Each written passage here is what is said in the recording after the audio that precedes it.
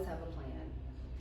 But I also know, because I am a community-based artist, I also know that part of my process is kind of getting grounded where I am. That means getting grounded in the materials, getting grounded in the geography, learning something about the history, and then knowing something logistically about where I am. Mm-hmm. So fortunately, because of my mule, who I will not name, I was able to get some things here ahead of time, which was very helpful. Mm-hmm.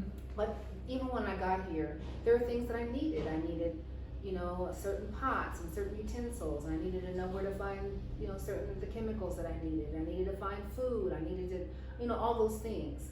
So it took, and then there's this beautiful lake and the geography and the community and the buildings and the architecture. There's all that stuff going on, and the food.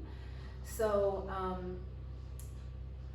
experiencing all of that while, getting the things in place that I needed. Mm-hmm. You've mentioned being a community-based artist, Mm-hmm. and that might not be a familiar term Mm-hmm. to some people who are listening to this interview, and it'd be a great opportunity for you to Right, so I'm an educator at heart.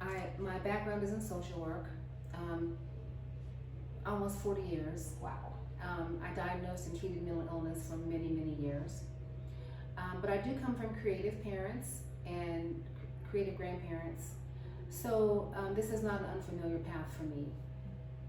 But I do work in community. I work in conjunction with classroom teachers, typically in building lesson plans that we work together. I use my art to teach any subject: math, science, literature, history, geography, social studies.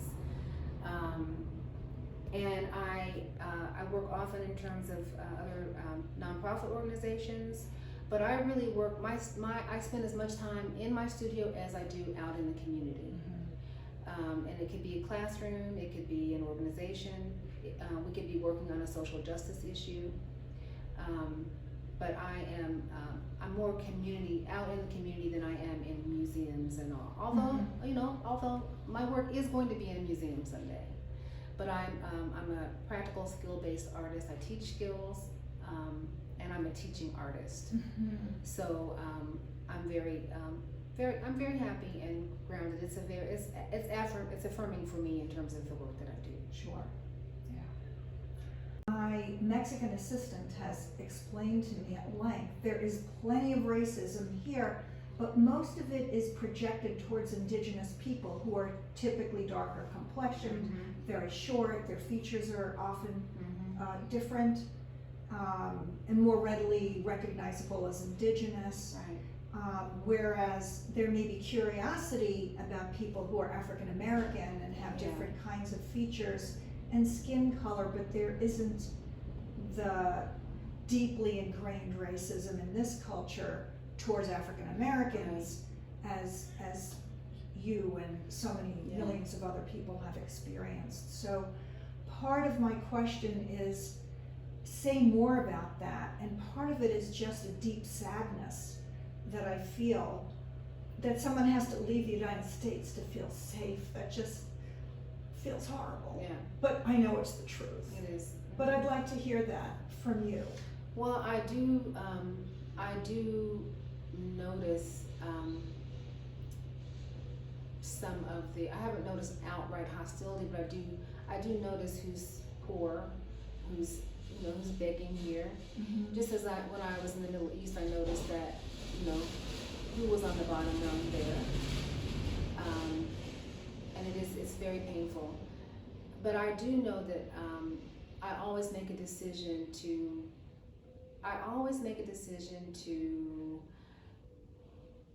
ask myself, how can I leave an impact, leave a positive impact? Mm-hmm. How can I support the community in a way? Understanding even the privilege that I have as being here, being an artist even. But that's always important to me, and making friendships, in every community. And also, the longer I stay in a place, the more I'm able to figure out where I can enter and what kind of a difference I can make. Right. But I'm very, very, very conscious of not wanting to come in with a colonizing mindset, with a superior mindset, with a, I'm better than anyone else mindset. I've seen some of that while I've been here, of course, but that's not something I want to participate in. Thank you.